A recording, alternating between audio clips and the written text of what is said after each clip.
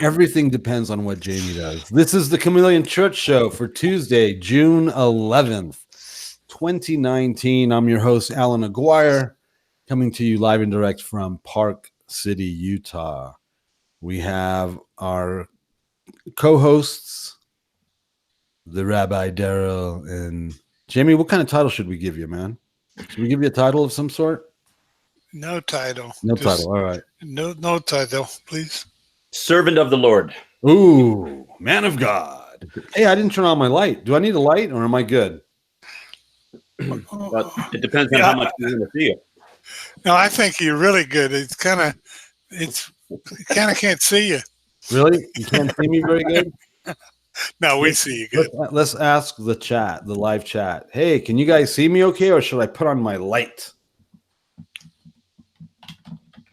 Give him a second to catch up there. How many are there in there? We've got, our numbers are dwindling. It was last night's show. No, the weekend drama is killing our show. Well, I hate to say it, but I don't think YouTube's favoring this kind of information being broadcast. Hey, but you know what? Kevin's still posting my messages on Now You See TV, and I haven't been banned yet. So, well, you're not shadow banned. Well, you're doing good, Darryl. Apparently, I'm getting hit everywhere I go. No. I can't get anybody to show up to my services, but I've got 50 to 100 people online who are watching me. Well, now that they know that you and I are in cahoots, you're done. Your days are numbered, buddy. You're numbered. Oh my God. Who spends their 7th consecutive Sabbath of the Omer count bad-mouthing people online? Who does that kind of thing? And then who spends Shavuot weekend causing I can't even say what shitstorm, can I? And I just said it. Oops, I'm sorry. You know what I'm saying? Who does that? Oh. And then people that are insane. They're not sane. Well, here's about as much as I probably want to.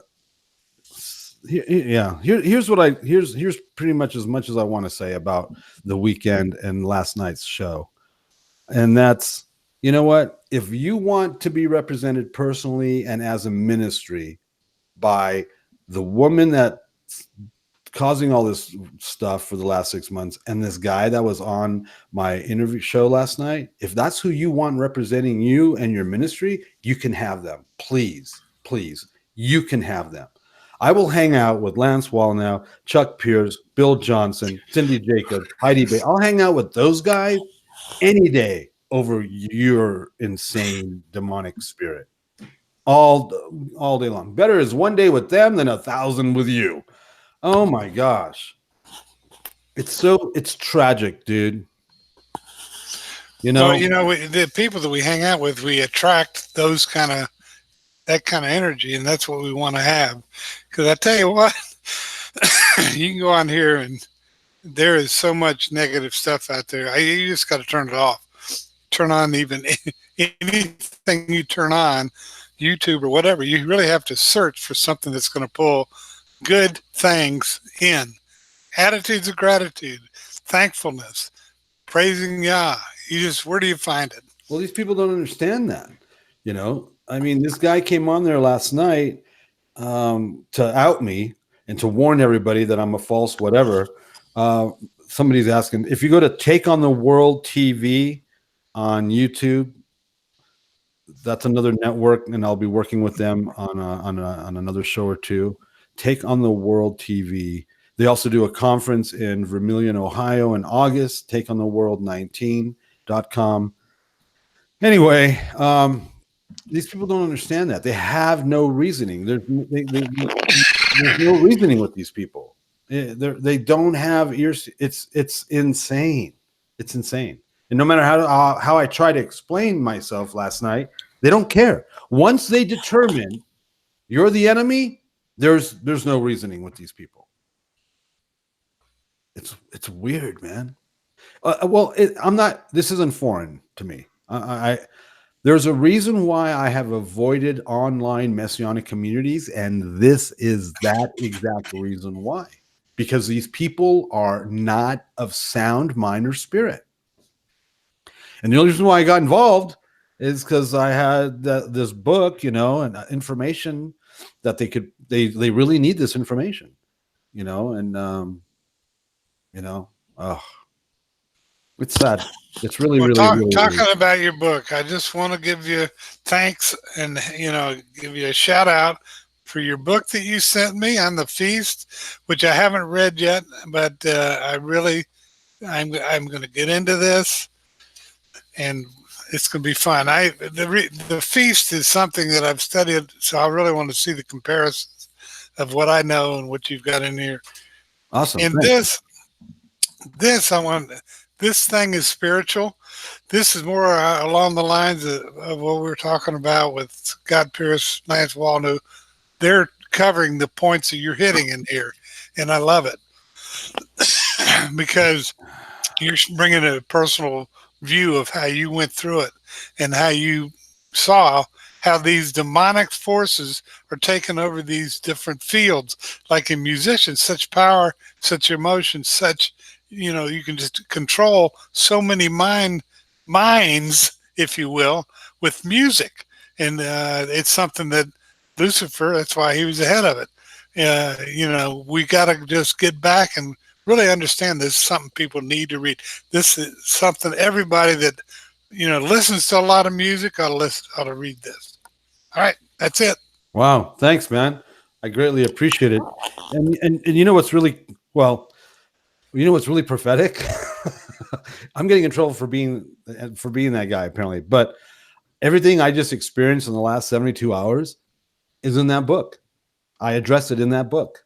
So, what's that have to say? What does that say? Oh. Maybe a bit of prophetic in there, huh? Well, it says exactly what we're talking about. Yeah. Well, okay. So we're at a, yes, we're at a crossroads. And go ahead. You might have said this. I might have said this before on this show, and that's So we're in Utah. We're pretty much cut off. There's the percentage of legitimate, the 8% evangelical Christianity in the entire state. Okay. We're the only functioning. I mean, there's only a couple, 2 or 3 Torah groups up here, around here. We know who they are, and we're in communication and all that.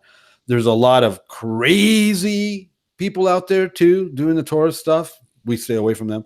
Anyway, we're kind of cut off. So my wife and I will discern that the Spirit is saying something or whatever, and with no kidding, within days, less than a week later, we'll hear that. We'll hear something from Chuck, or we'll hear something from ICLV, or we'll hear something from our network, saying the same thing. And so we get the confirmation. It's like, and yeah, it's crunched, man. It's crunching. It's crunch time.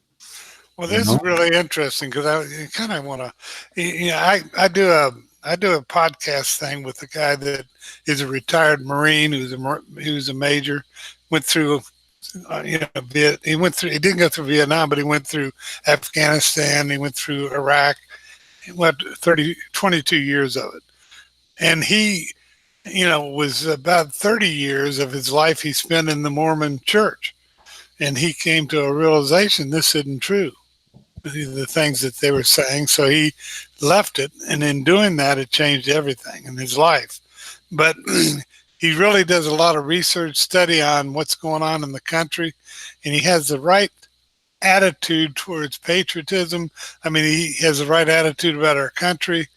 And there's a lot of people out there that are like that are not where we may be or where we even think we are with God, but are coming along and are being attracted to people like yourself or me or Darryl that want to hear, I'm not afraid to, I'm on a podcast with this guy. They says he's reaching 1 million people. Well, I'm talking about viewers that watch the thing. And I go, okay, I'm going to talk about God just like I would if I were on this show. I'm not going to, that's who I am.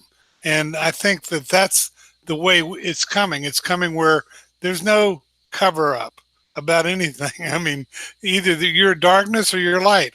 One of the two. Either you're going to be the light or you're going to be the darkness. But we got to make a stand, and we got to stand up and start shouting out. And we got to wake up some of these people that aren't awoke, because there's tons of them out there that are just asleep at the wheel. So I'm excited about Lamb Radio and this HR5, what they're doing with that.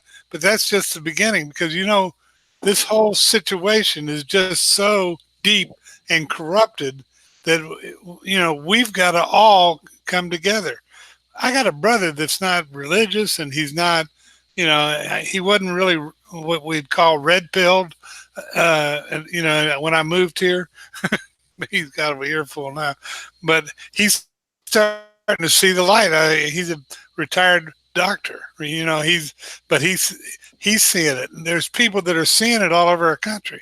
And and you hear it from people that you never thought you'd hear it from. They're red-pilled. They actually realize that we're fighting, you know, it's darkness against light. That's exactly what we're fighting. It's either we're... And, you know, Michael Lake says that in his book, The Sheriath Imperative, Sheriath being remnant, he talks about how the devil's power is in sin. And the more sin rises, the more power he gets. When revival breaks out and holiness breaks out, the devil is limited in what he can do. And so what does that tell us? That tells us that the demonic realm is dependent upon what humankind does. God doesn't do anything. The devil can't do anything in the world unless man says something first. And when we speak things and when we do things, my whole message on Shabbat was, I'm going through this a series on the Psalms, and we've been parsing through Psalm 119 over the last little while. And I talked about how Gandhi said that your thoughts become your words become your actions become your habits become your character, and then your character becomes your destiny. And I said, everything that happens in the life of a human being starts with the thought process.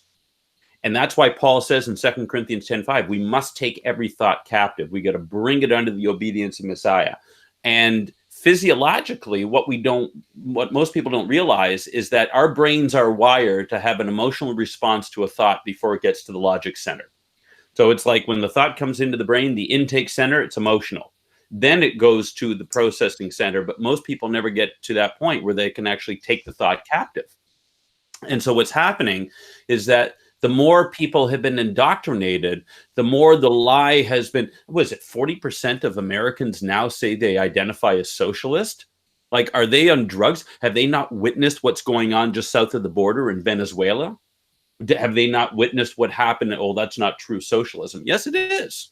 As a matter of fact, the only difference between a socialist and a communist is a communist has guns. And so what we got to realize is that as sin increases, the power of the devil rises, and he no longer, when it gets to a certain point, it's the same thing with Islam. You know, in the Quran, Muhammad said that, of course, you know, when we're just kind of getting started, we got to make peace and everything else. But once they hit a certain critical mass, once they get those numbers, then we can throw off the veneer of being peaceful, and now we're in charge, and we're going to dictate the rules, and you're either going to submit or die. Well, it's the same thing with the demonic realm. You know, the devil has to try to play coy and everything else in order to subtly get people to do what he wants them to do. But once you get to the point where, like in California, where they're totally crazy down there, you've got a medical tyranny state, they don't even have to pretend anymore. And so what we're seeing is that as sin rises in the world, and as the demonic agenda and the satanic agenda comes closer to its fulfillment, and the whole purpose in all this is to bring about the rule of the Antichrist, one world government under his rule, is that they don't even have to pretend anymore. So people are no longer able to deceive themselves into thinking that there are three choices. When Joshua when he was about to go into Jericho and they were about to cross the Jordan River, he has a what we call a Christophany. He encounters the Lord, and he says, are you for us or are you against us? Neither. And he says, neither, but I am the commander of the army of the Lord of hosts. So, tell me why he said neither. Why does he say neither there? Because mankind doesn't have his own agenda. There's not God's plan, the devil's plan, and your plan. You don't have a plan. You're either serving one or the other. And so what he was telling him, Yeshua said, if you're not for me, you're against me. There are only two sides that we play on here, and we are pawns in this great game of conflict between good and evil. We don't have our own agenda. There's no neutral territory in the spiritual realm. You're either serving God or you're serving the devil. And people got to get off the fact that, they can just choose to be neutral and do whatever it is that they want to do and not be committed. Amen. So what we got to see is that as sin arises, as the devil gets more bold, people are going to be red-pilled. They're going to be awakened because the veneer is going to come off. The United States, it was founded on Masonic principles, and it was all about Francis Bacon's desire to see the new Atlantis, recreation of the Nephilim capital before the flood. And, now that they pretty much control Congress, you've got the deep state running things and everything else. I mean, Donald Trump's doing what he can to thwart that. But as from what I can see, I think it's too late. I think the minds of the people have been so poisoned that even if you have a Josiah who came in there, which Donald Trump certainly isn't, but he's like a Cyrus, even if you bring in reforms, the hearts of the people aren't turned toward God. Well, I'm going to rebuke that thought. We are not finished. I'm with you. We have to rebuke him because he just quoted Lance Wall now. Ban me. You're a member of the NAR, aren't you? Lance Wall now. Well, me and Lance are buddies. We don't know it yet. Now, we haven't met. I have, man. He's awesome. But we're going to meet him. I guarantee it. I've met him on multiple occasions, and we have talked on occasion online. I think I've mentioned that before. I'm guilty by association, apparently. Hey, I'm going to be in D.C. on the 4th of July, right in the middle of all that, wearing one of those red hats. Oh, my God.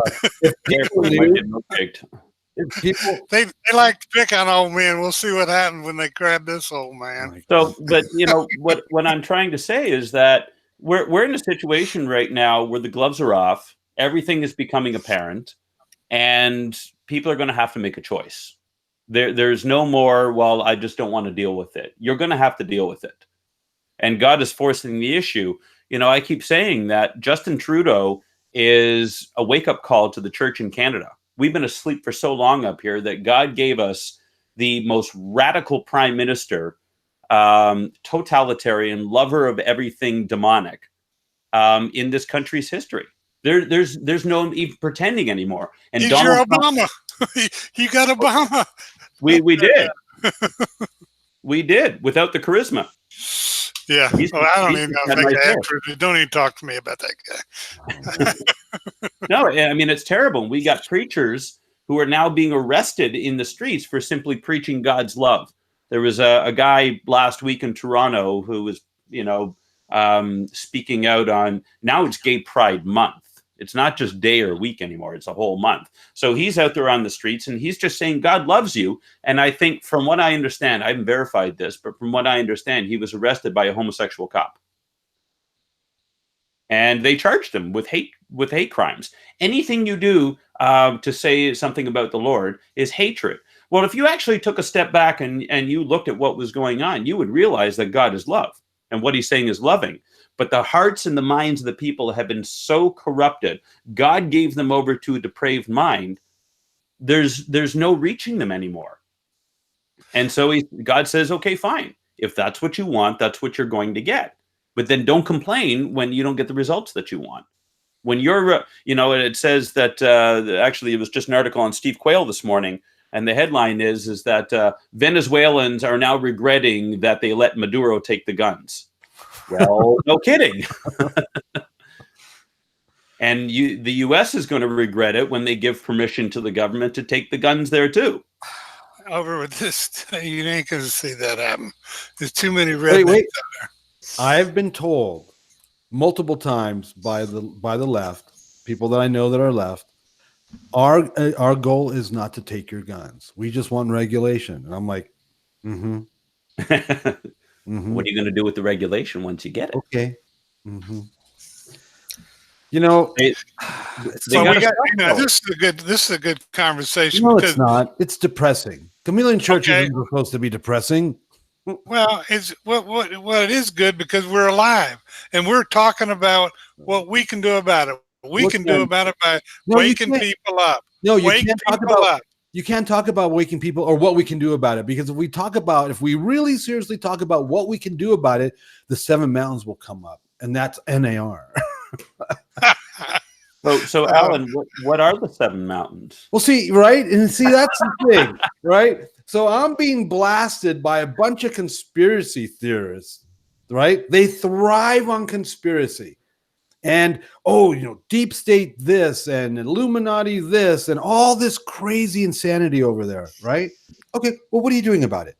Well, I'm flat Earth because NASA, and I'm not talking smack about the flat Earthers. I brought that up last night. But NASA is a liar. Okay, what can you possibly do about this? What can you possibly do about chemtrails and NASA and the shape of it? What can you possibly do about the medical stuff these people are talking about and making videos about regarding vaccinations and everything that they bitch about? I can tell you what we can do about it. Right, but that's the point. Everything that we can get Trump and keep him in office. What are you doing about it besides complaining about it? Well, nothing. Well, that doesn't make any sense to me. See, if you understood the 7 mountains, because they don't, because if they understood the 7 mountains, they wouldn't be against it. If you understood the 7 mountains, in a smaller than Reader's Digest explanation, the 7 mountains talk about the influence of the 8+% that runs everything. And if you were a doer and not just a complainer's conspiracy theorist videographer making videos about that crap, if you have a problem with the government, get involved with politics. Get a job in government. Get a job in politics. If you're instead of complaining about the medical stuff, get involved with this. That's what the 7 Mountains is about, is getting involved in those areas of societal influence and making the change and being an agent of change instead of just being an agent of conspiracy theorists. Because that's all they do. All you're doing is you're not doing anything about it. You're not doing anything. Go do something. Okay, but does not the 7 Mountains prophecy actually say that believers have to take over these spheres of influence? Here the idea is, so apparently 8.5% of the, it only takes 8.5% on top of any mountain to basically create the change. For example, this whole LGBTQ thing, that's a small percentage. What is it, 10% in the whole world? But they're driving the car. Yeah. So you should probably be embedded in that mountain, whatever mountain you want. If you're embedded in and you can help create the change. The issue I have with 7 Mountains is that's dominion theology. Right, but we're not talking about taking over the world, right? Because here's what the naysayers say about it. Oh, that's dominion theology. You want to take over the world to provoke the return of the Lord. Right, that's insane. No, I don't believe that. I don't believe that. I, Allan Aguirre, do not believe that, and neither does the NAR. That's not what the 7 Mountain thing is about. The 7 Mountains isn't about taking over the world to usher in Messiah. Gee, I had an amazing conversation with a Muslim on a plane about, I don't know, in 2011 or something. And we were talking about this. And, You're right, because they're trying to wreak havoc on the earth to usher in the 12th Imam, right? That's what their deal is. I'm not talking about taking over anything to usher the return of Jesus. You know what? I saw a problem with the way Christian rock was, the lack of influence, the lack of credibility, the lack of quality. So you know what I did? I did something about that. I came out with better music. I wasn't trying to take over the Christian music industry, and I wasn't trying to do that. I was trying to evoke change, and I did. So we were talking, and we were talking about the 12th month, and I go, well, that we believe that there's going to be that Jesus is coming back, the second coming of Jesus. And he goes, yes, I know that, because this guy knew the Bible, this guy knew the Torah. It was amazing. And people on the plane were getting really, these two guys, because I got my dreads, and it was crazy. And I go, so if Jesus and the 12th Imam are here at the same time, who's in charge? And he said Jesus would be, that Jesus trumps the 12th Imam. Interesting. But anyway, no, we don't believe, or they don't believe. Yeah, I said we, because I subscribe to the seven mountain prophecy. I subscribe to the seven mountain concept. So as a seven mountain guy, I do not believe that we're taking over anything to take over anything. We're not taking over the world to usher in the return of Messiah. That's insane. That's not, no. But a lot of them do. So we have to make that distinction. I don't know anybody. Lance doesn't believe that. Lance Wallnau and Johnny Enlow are the two, I'll use the words, architect of what we know to be the seven mountains. If you read Johnny Enlow's book, The Seven Mountain Prophecy, it never, ever states that. Johnny Enlow does not believe that, and neither does Lance Wallnau. Now, if you do believe that, if somebody does believe that, well, I can't control that. Just like if you go online and do a search on Torah observance, you're going to find all sorts of crazy stuff that misrepresents you and I and the people and a lot of people in this chat. That's why I say don't go online and look at. If you want to know what I believe, ask me. Because if you go online and search Torah observance or Hebrew roots or whatever you want to search, I guarantee you there's going to be a lot of stuff in there I don't agree with and I don't believe or subscribe to, nor do I teach or believe. In the same exact way, I'm sure there's people out there that believe we need to take over the governments of man to bring Messiah back. I think that's crazy talk. I don't believe that. It's unbiblical. It's not just crazy. It goes against everything Scripture says. Right. I don't believe that. You can't have a one world government under the Antichrist if we're going to have dominion theology or kingdom now or whatever you want to call it. Right. So and last night on my interview, I said, you know what? Why don't you can ask me what I believe? Why would you go online and listen to a bunch of naysayers or whatever to find out what I believe? This doesn't represent me. I guarantee you, if you do a search on Christianity, what you will find does not represent me. I do not believe or subscribe to that. I guarantee you, if you do a search on Torah or Hebrew roots, you're going to find stuff that misrepresents me that I do not believe. And I guarantee you, if you do a search on NAR, you'll find stuff that I do not agree with and that I do not believe. So if you want to really know what I believe, why don't you ask me? And here's the funny thing. They won't. The guy that was on my show last night, the guy that was disturbing the show last night, he will not directly ask me what I believe. Neither will the leadership of NYS TV. Instead of asking me what I believe, based on a biblical model, they just cut me off. Okay, fine. I don't care. My world's so much bigger than that. Right? They won't ask me. And I think I know why. I know, at least I know the Muppet that was on there last night, why he won't ask me. He can't keep up with the conversation. He's not biblically literate enough. And I proved that before. And I think that made him kind of, upset because, I embarrassed him. I didn't do that on purpose because I'm sorry you don't know the Bible. And, I'm not here to shame anybody. I'm not here to do any of that, Invading Babylon by Lance Wallnau and Bill Johnson. You can't. Oh man, you can't use those words. But you like which words am I misusing here? Bill Johnson. You can't say that. That guy's. anyway, bottom line, I've just went through his audiobook, and it's just spot on. I mean, you really you get great insight about what's going on, how this thinking goes. But it's a continually we have to refresh our minds. We're getting bombarded with 15,000 opposite thoughts all the time, and we got to say, wait a minute, we got to stop and grab, like you said, Darryl, the emotional part. We hear these thoughts and they get caught in the emotion, which ends up never gets to our brain where we really condense it into what we really believe. We let the emotion overtake us, which is just the opposite of the way we should do things. We should be able to think about it and really get emotional about it so that it can become part of our heart, and our heart can interject the energy. Like, what's our real purpose in life being here? What is my real purpose of what I want to do with my life?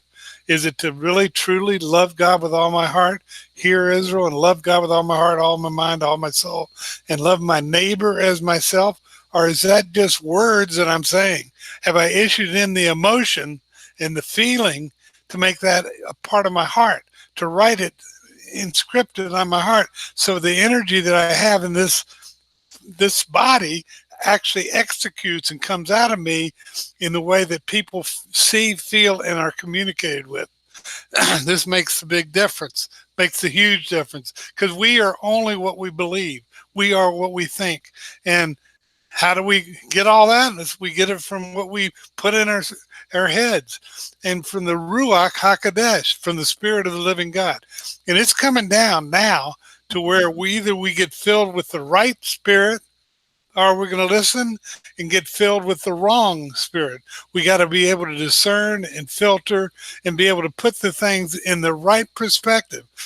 I sit in front of the TV. My brother has it on, and I watch it with him, Fox News. And when I see and even hear stuff on there, I get emotional. I hear these people come on there like, Donna Brazil. I mean, oh my gosh. I mean, I can name more of them, but what the heck are these people doing? They, and I think Fox is just playing the game. They got to have an adversary. They got to have somebody on their shows like Juan. They can bring up all the stuff about what the other side is believing and act as if, and maybe he believes that stuff. And it's amazing. If we watch that stuff and hear this stuff, it's going to take 10 positive reinforced thoughts to get that out of our system. It's like we got to have an antidote. We have to have something that will change it. It's all a matter of what we're going to feed ourselves. You've heard the term, you can, if you really want to rouse up what's in you, you got a good white wolf and a black wolf inside of you. Which one are you going to get? Which one are you going to use? It's all about the way we think. It's one we feed. So anyway, I can get carried away with this because I just know that where we're at is at that utter crossroads where every day is a day that either we gain more or we lose more. I know what you're talking about, Darryl. These 7 points, they're just a matter of centers of influence that are changing people's lives. That's why we have 40%, they're socialists, because that's who's running those departments. They're controlling our TV networks. They're controlling our art. And it basically boils down to one thing. It's a spirit.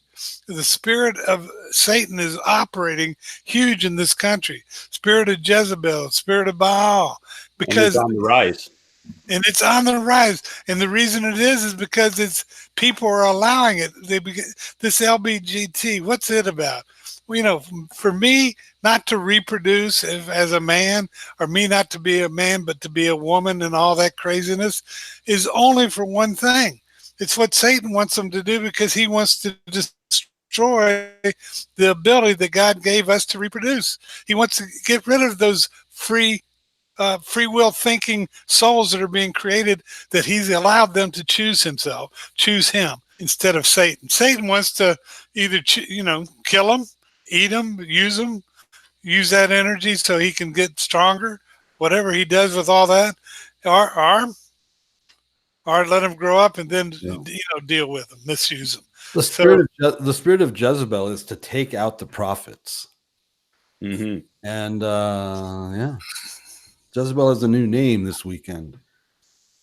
But no, I appreciate those questions, Daryl, because people don't know what the NAR represents or what they stand for, or the seven mountains and blah, blah, blah, blah, blah. And so, yeah, I appreciate that. Well, there's no question that there are 7 areas of influence in society that control society, and the devil knows this, and Well, he's made it a very. I mean, if the documentary Agenda, I don't know if you've seen that before. Agenda and Agenda 2, and it was made by a Christian. I can't remember his name. I have to check it up, but he looks at all aspects of society and he says, why are we being hammered on all these different fronts here? So you've got Islamic fundamentalism and terrorism, and then you've got the climate change stuff and the whole Gaia worship and stuff like that. And then you've got all these different areas in society that believers are getting pressed in on. And he does a whole lot of research and finds out that they're all being controlled by the same people. And so what they do is they drop their minions into these different places to take over. The people understood the globalists. They understood that in order to effectively nullify Christianity to be light and salt, is that they had to take over the seminaries. And once they took over the seminaries, then you can pretty much be assured that the churches are going to be, by and large, of no effect after a certain amount of time. And they've done that very, very diligently and very effectively. So now we've got, there's a major seminary in Toronto that I know a lot of people who go to and graduate from. I took a course there probably about 15 years ago. It was a course on hermeneutics. And I was actually quite proud of myself because it took me 3 whole weeks before I got into a fight with the prof. And he stood there in front of everybody and basically said that he doesn't really agree with or subscribe to types and shadows in the Old Covenant. And I looked at him and I said, well, what about Isaiah 53? And he says, well, I don't necessarily think that that's definitively talking about Jesus. And I just rolled my eyes and I heard about half a dozen people who were standing there looking at me go, it was like, oh my gosh, into here. And it's liberal. It is, but this is the agenda. This is what they do. And the devil is calculating. The devil is smart. He's patient. He's been around a long time. Listen, that guy's been around for a long, long time. We get 70 to 100 years, 80 if by strength. Right. And he's patient. And so what they've done is they've taken over. Back in the 80s, about 200 media out there were about 200 companies that owned the television and radio stations and newspapers across the United States. Now it's down to what, 5? 5, and that's because Bill Clinton released the controls, and so now it was like gobble them all up. So even Fox News, they put Tucker out there, they put Sean Hannity out there, but Tucker's been suspended a couple of times because he's only allowed to go so far. So unless you are being diligent and discerning about the alternative media, you're really not going to know what's going out there. And then you get into the alternative media, and then it's like Dodge. It's a wild frontier because there's nothing regulating them. And then you got a bunch of whack jobs who are coming on who are all full of vim and vinegar, who think that they know better than everybody else. And there's no order. There was one of the girls that I was asking on Now You See TV, and I said, I appreciate the question because she posts a lot of questions out there. And I said, are you plugged into a fellowship? Because a lot of the questions you're asking could and should be answered by a pastor or teaching elder. The problem is that they don't. Nope. And so what are they doing? They're asking Facebook what's going on. We had a woman who used to come to our congregation. Would they come to Milena and I? No. What's Facebook? She's asking Facebook, what's God trying to tell me? What on earth are you asking Facebook for? How do you know what kind of answer you're going to get? So the devil's very smart. He has taken over the 7 mountains, and now he runs the show. And so now we don't even have to have a pretense that we're for the people. Now it's like Maduro says, you're going to do what we want, Right, or we're going to kill you.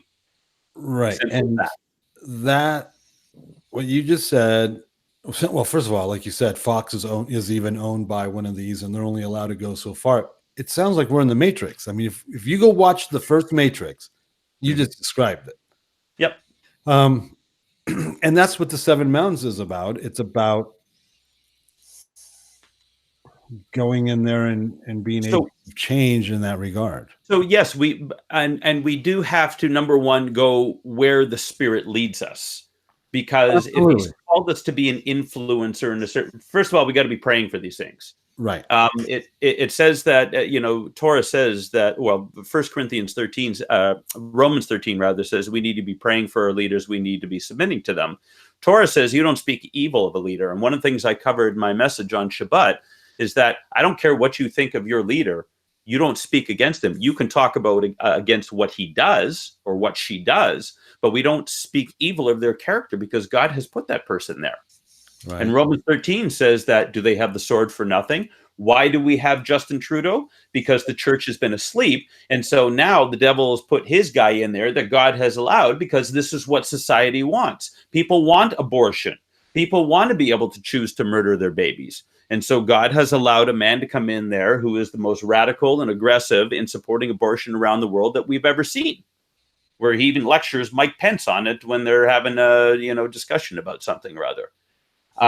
We don't speak evil of him. I despise his policies, but I pray for that man every day, because it's going to come back on us. And the Proverbs tells us that we don't speak even in the our bedrooms. We don't speak evil, because you never know if a little birdie is going to go fly and tell someone something. We have to be salt and light. We have to make sure we're doing the right thing.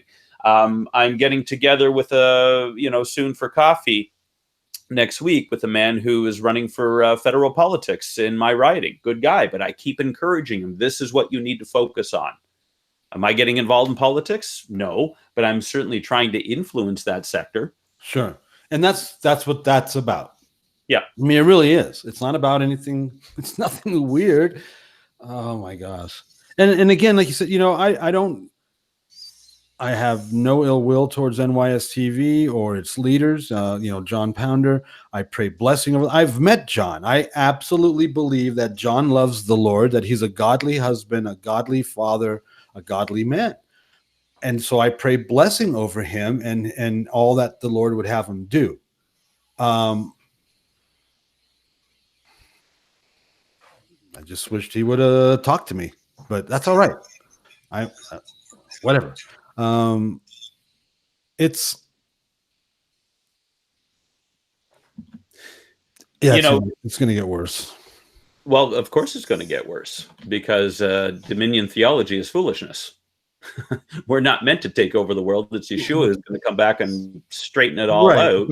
But it doesn't help that there's people out there thinking that that's what we believe, or that's what I believe. Sure. And they won't ask me if that's what I believe. And so they're going to go and troll the internet and come to their conclusion on what I believe. I don't understand that reasoning. There's nothing reasonable there's nothing logical about that type of reasoning, in my opinion. If you want to know what I believe, ask me. Like you just did. Do you believe this? No, I don't believe that. That's nonsense. But they won't ask me, which is weird. I think isn't that weird that they won't ask me? Yeah, but this is where the enemy gets us. Right. Absolutely. Where he influences us, because Proverbs 18:21 says, death and life are in the power of the tongue, and those who love it will eat its fruit. Notice how Solomon says that death first, and then life. Right. Why? Because our propensity is to speak death. Right. And I know why they won't ask me. And I know that the enemy doesn't want them to ask me, because the enemy would rather have them believe what they want to believe based on their agenda and their whole, right? Because it's part of you got to remember, these are conspiracy-minded people. This is what they're all about. That's just what it is. And so it's easier to believe what they want to believe about me than it is to actually ask me. It's easier because oh my God, what if I'm wrong and Allan doesn't believe that stuff? Now what do I do? It's so weird. It's so weird. Now I got to go back to the drawing board. Right. Now I got to find another one. Oh, his earrings. He's got earrings. What kind of Torah observant guy would wear earrings? I've heard that too. You know, he listens or listened to XYZ band or artist. Oh, he can't be it's crazy. So now I got to do some weird hand signs. See what I'm saying? It's just crazy. It's unfortunate. All you need is a scythe with that outfit, and then you can be crossing people over the river Styx there.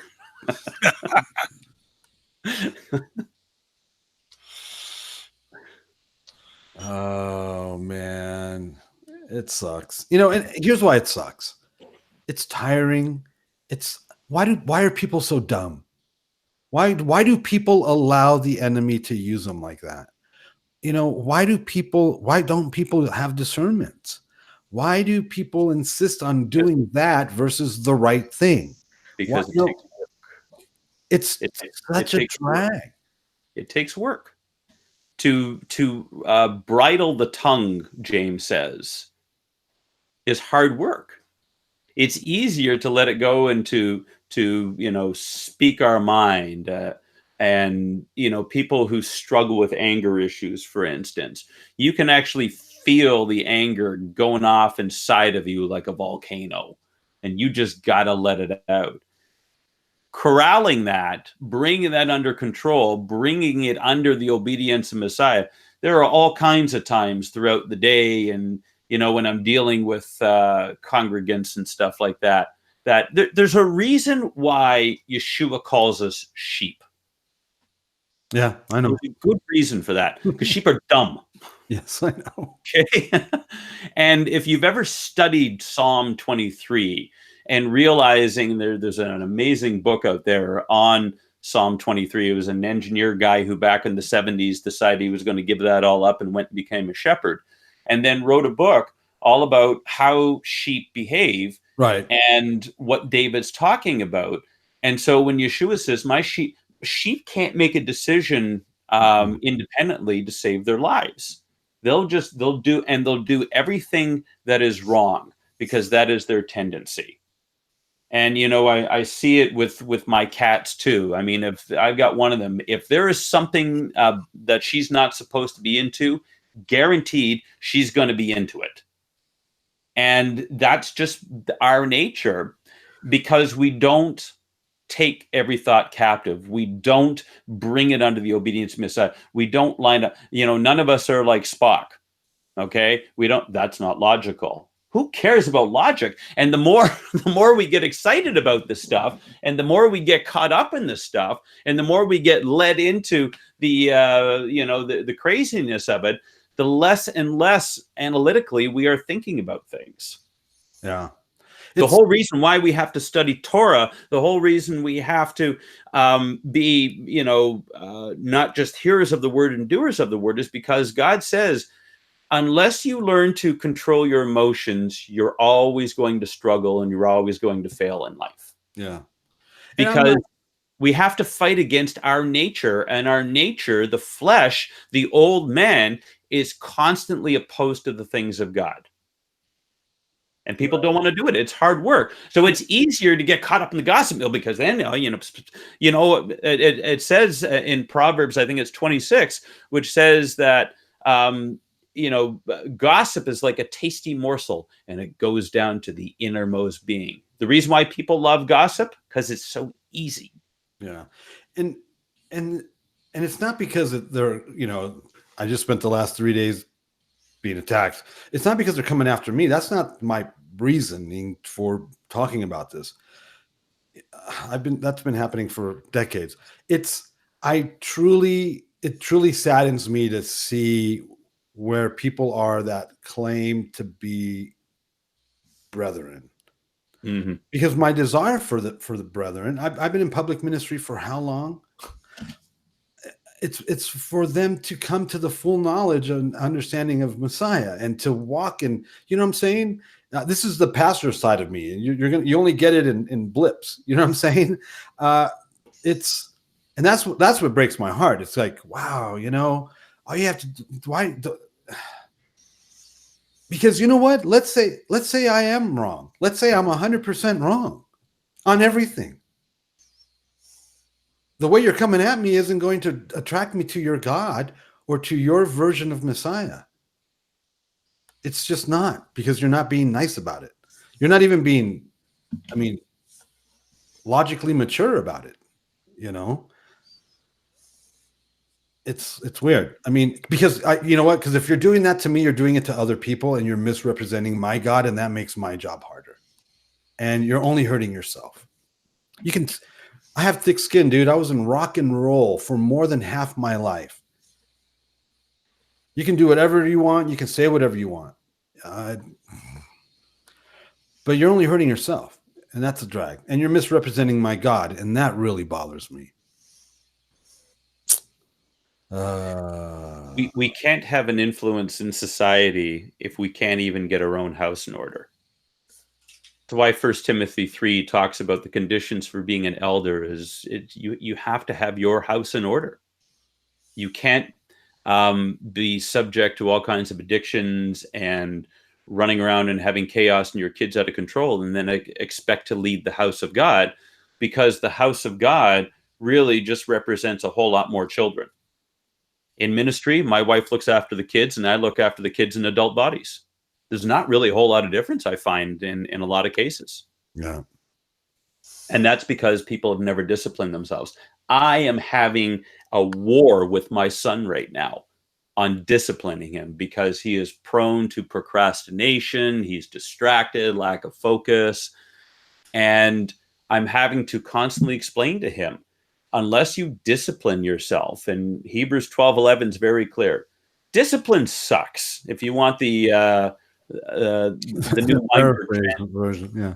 What was that? The paraphrase, the Passion version, or the new Weinberg translation. Discipline sucks. But discipline comes from the same root as disciple. It's training, and yet we look at discipline as being punishment. Bad. Yeah, we look at it as being bad. Yeah, that's not the case whatsoever. Now, if you need to be disciplined because you continue to do something wrong, in Philip Keller's book, A Shepherd Looks at Psalm 23, he says that sometimes if a sheep continues to wander, then what they actually have to do is they have to go take the sheep. They got to break its leg, bring it, and then he puts it over his shoulder and brings it back. And then he has to nurse it back to health. That's what God does with us, because we're prone to wandering. If you don't discipline yourself, and my son is scrambling right now to try to get all the work that he's missed over the year get caught up before report cards get written and all that kind of stuff. And he's finding it very difficult. And I had to explain to him the other night. I said, nothing in life that's worthwhile comes without hard work. Everything that is worthwhile requires hard work. Yeah. You want to be in ministry, you got to study your Bible, and you have to apply the principles. And you know what? They're hard sometimes. They're hard. They're hard a lot. Yeah. Now, when we're fully trained by that discipline, we will bear the peaceful fruit of righteousness. But unless we first discipline ourselves and apply that to our lives, and you know what? There's a ton of areas in my life where I need a lot more discipline. And I sometimes, get frustrated with myself because I don't do these things. But it's got to be done, because everything in life, the second law of thermodynamics is entropy. Things will go from a state of organization to disorganization. It will go a state from, being together to chaos. If we allow things to go, a garden never grows by itself. All you'll get is weeds. And that's the way it is in our lives spiritually too. We have to apply these disciplines to our lives. And the problem is that especially with the internet, especially with these online communities, there's no discipline that's required anymore. You can have a thought go through your head, and then, you get all hot and bothered about something, and then you go hunting Allan Aguirre down and all these different shows that he's doing to harass him and troll him. Well, the question that we need to ask is, how are we benefiting the kingdom of God? as you say, even if you are wrong, how is what they're doing? I had this whole situation with the woman down in Niagara Falls, and she blatantly sinned against me. She went and started complaining about me to others and gossiping and calling me a false teacher. So don't feel too special, brother. It happens to us all. Oh no, this isn't my first rodeo, dude. This has been. But my approach to her was, you and I need to talk.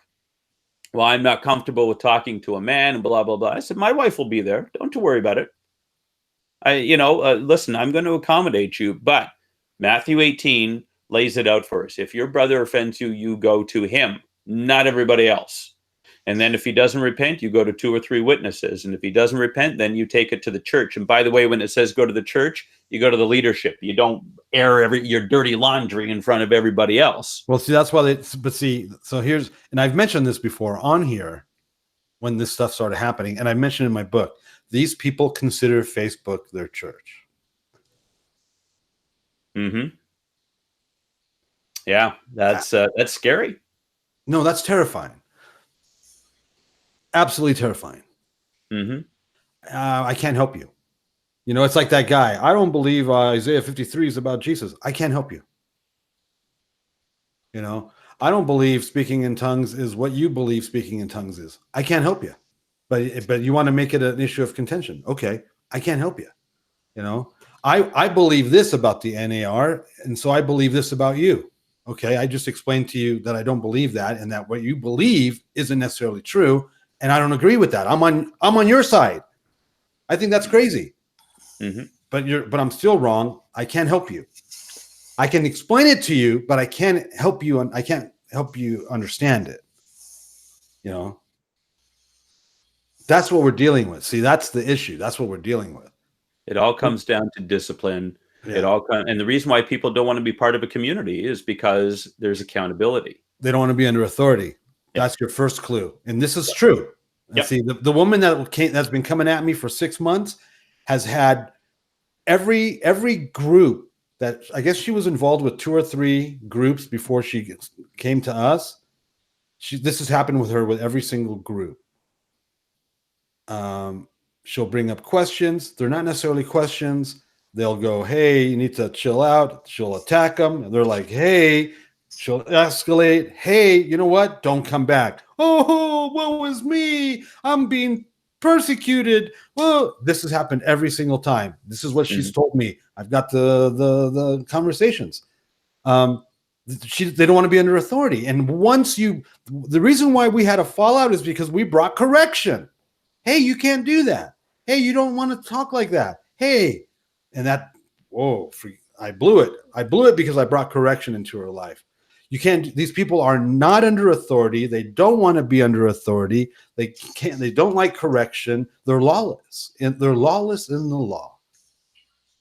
And they don't have a sound spiritual or they don't have a sound understanding of the Holy Spirit. And that doesn't help. Well, we're not sure what spirit they're listening to. Right. That's exactly right. So they've allowed so much room for the enemy to come in, yet they don't know that, because when you're deceived, you don't know that you're deceived. And everything they say and do is they truly believe they're doing God's work. Well, it's the kingdom of heaven. Remember that movie, Ridley Scott, Kingdom of Heaven?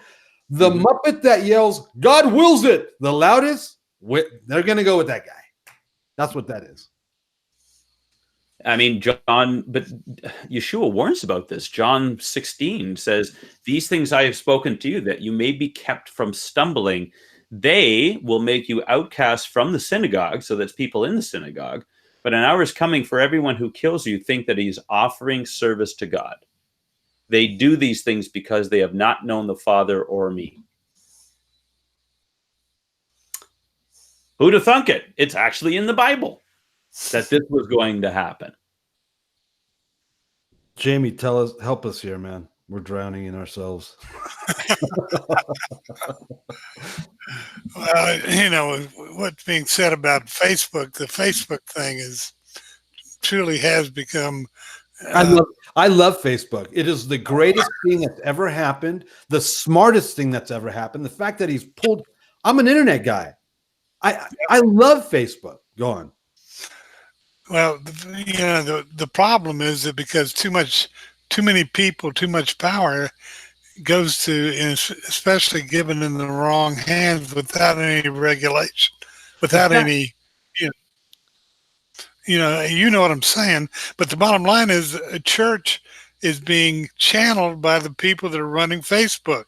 I mean, they're taking churches off. They're sending the whatever they steer to get the people to the different YouTube channels. They're pulling the logarithms or whatever they use to find out, to send them to whatever. So they're controlling the issue, and it's just really getting where, who are you listening to? You're listening to whoever is on the left that I think is running that is trying to control your thoughts, especially in your religious thinking. Didn't Hillary say that we had to change our fundamental beliefs in what religion really is? Something like that, but it wasn't exactly. But she was issuing in that we got to be able to switch our. There has to be no room for the one true God in our philosophy and belief system. We got to, we can call it God and we worship it all we want, but we got to make sure it's not the true God, the Father of our Lord Jesus Christ, God of Abraham, Isaac, and Jacob. And so that's the whole fight. And, the big companies, YouTube, all these guys have gotten so powerful, out of whack, that they're really trying to control one thing, the people. And why? Because the people are what makes the difference to Satan. They want to control us so that we worship him, and moving hard towards that area. So, we get on there and we're standing up and shouting out and doing what we can do, and they're taking us off, or they're moving us back, or they're shadow banning us. We got to keep doing it, because we are the light, and light will always dispel darkness. And it is in so many areas. I'm really thankful for the light that's being dispelled, everywhere. There's so much good going on, too, if you really look around. I mean, never in the history of our country have we had so many movements that are going and reversing the situation that had been set up prior to that would turn us over completely to the God of this world. It's fantastic. I just saw where Hillary and I don't know whether it was her daughter in the news. They went to Hollywood, and they're starting some kind of deal in Hollywood. They want more center of influence. Jezebel wants to rise up in every area she can. She's kind of been taken out of the political agenda, so now she wants to get into the entertainment agenda. It's amazing. Jezebel spirit in that woman is as strong as I've ever seen in anybody. Well, I've seen a couple, but never that strong. So, and that's what people don't even understand. When I say spirit, they think I'm nuts, just like you. It's a demon. It's a spirit that literally will do all kinds of, obnoxious, unbelievable, killing effect. So we have to stand up and speak up and let the light shine. Yeah. Facebook is an amazing tool. You know how hard it was to be a band or do a band before the internet and cell phones and all that? It was a lot harder than it is now. So so to me, it's an amazing tool for what I've done in my life. Plus, like I said, I've been in the internet economy since '98. It's an amazing tool. Social media. It's brilliant. Here's what I hate about Facebook, and here's what I hate about social media. It gives anyone with an internet access and a keyboard on their computer a voice, vetted or not. That's what I hate about the internet. But that just necessitates believers to be more discerning, and that's something. Everyone subscribes to. Everyone's entitled to their opinion. I don't necessarily subscribe to that, so they're not going to. So whether they're not necessarily listening to reasoning. No. Right. No, so that doesn't work. But you see, that's where the sifting comes in. That's where the separating of the sheep and the goats come from. Yeah. Because in the latter days, again, I come back to the fact that there's no middle ground. There's no God's way, the devil's way, and then my way. You don't have your own way. You got to serve someone. Question is, who are you serving? You gotta serve somebody. Are you serving the one true God, or are you serving his opponent? And that's the only options you have. But most people would like to think that they don't need to make a choice. Right, but they don't have that discernment, and they won't listen to those that are trying to help them with that. See, that's always the way it is. I mean, God spoke to Cain. He came to him and said, sin is waiting at the door. It's crouching at the door. You must master it. I know. They don't want to master it because they don't want to master their emotions. Nobody wants to master their emotions. Nobody wants to take the thoughts captive. Nobody wants to submit their lives and their actions to the authority of the Lord Yeshua the Messiah. Nobody wants to apply Torah to the lives and say, this is what the Bible actually says about my behavior. And so now they have online churches. Now they've been able to raise up preachers for themselves who will tickle their ears and telling that you can have your best life now. All you got to do is believe, and all you got to do is listen to enough positive messages, and never mind picking up your cross, never mind crucifying your own flesh, never mind all this stuff. No, you can have it all. And Queen wrote the anthem. I want it all, and I want it now. They're not willing to do that. And so now what social media has done, now what Facebook has done, is it's made it easier. But it's also made it easier for us to get the message out and to target those. Like I said, I have 8 people showing up to service on Saturday, but I got over 100 people who are watching online now. That never would have been possible. So, the question is, what are we doing? How are we influencing those 7 mountains? Right. You know what I think is amazing is people think I'm an internet church thing guy. No, this is a tool, a communication tool. Do not replace physical, tangible fellowship with other humans with this. Please don't do that. Please. Oh, look, it's the high five Facebook emoticon that everyone thinks is prayer. Yeah, that's what I was doing. Come up with something for that. Oh, hold on.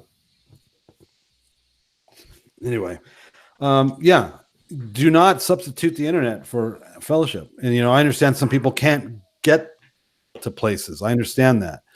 There are always exceptions to the rules. But if you can actually travel an hour, 2 hours, someone said I was nuts for traveling 6 hours to get fellowship. I'm like, why would that be an issue to you? That's weird. Oh, what sometimes I wonder, what's going to happen when we lose the internet, or I don't know how it's going to happen. That's going to suck. But after this weekend, would it really be that bad?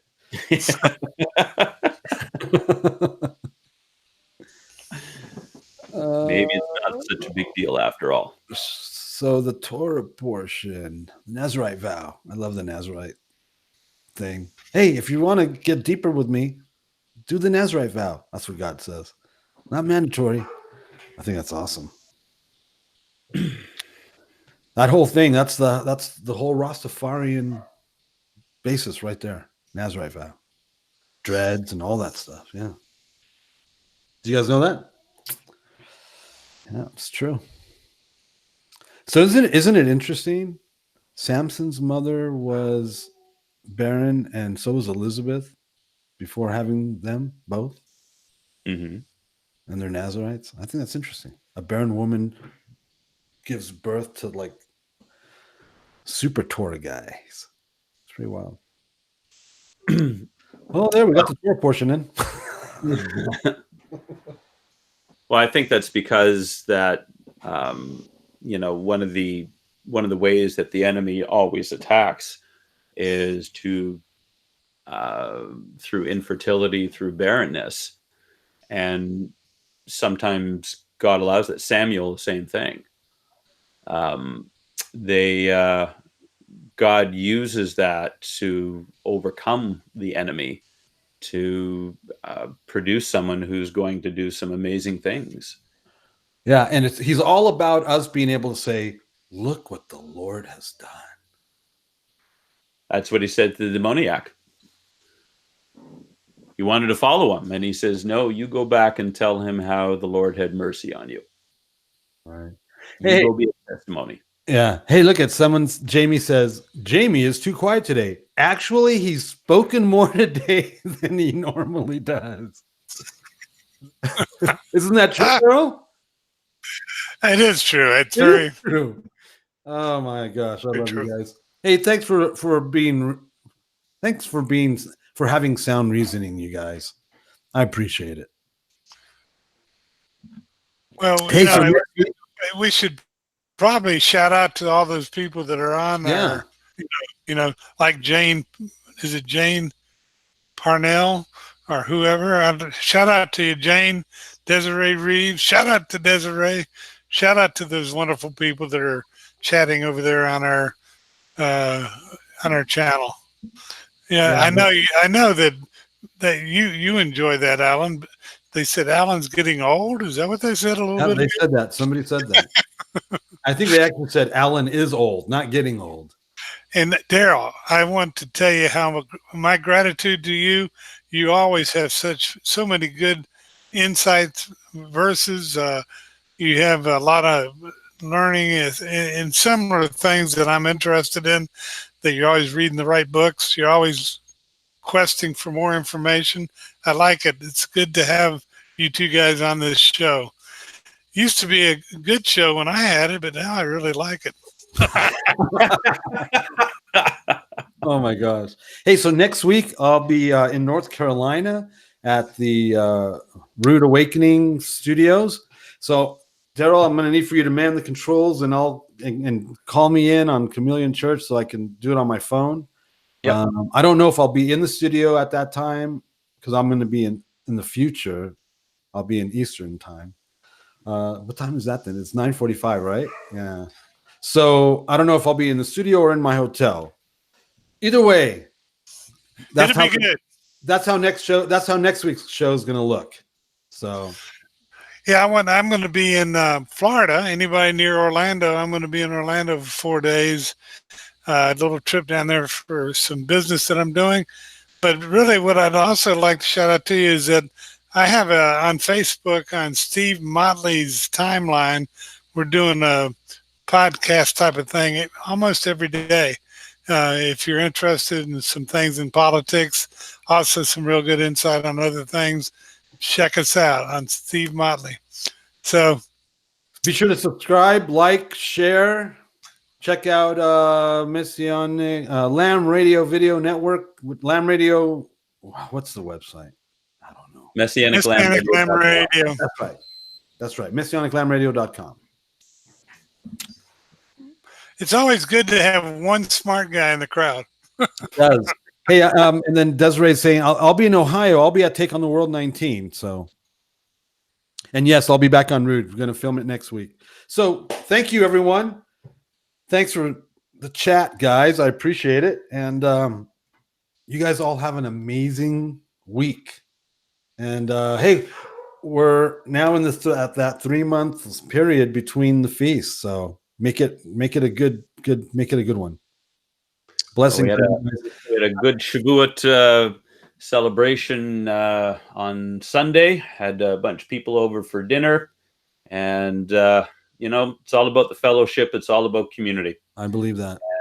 That's why we are so adamant about it. That it needs to be about communing to one and serving one another. Absolutely agree. Glad everybody was on. Thank you so much. And I'll be on tomorrow with Abigail for Wednesday War Room. Thank you for all who joined us for that. Shalom Aleichem. Ciao.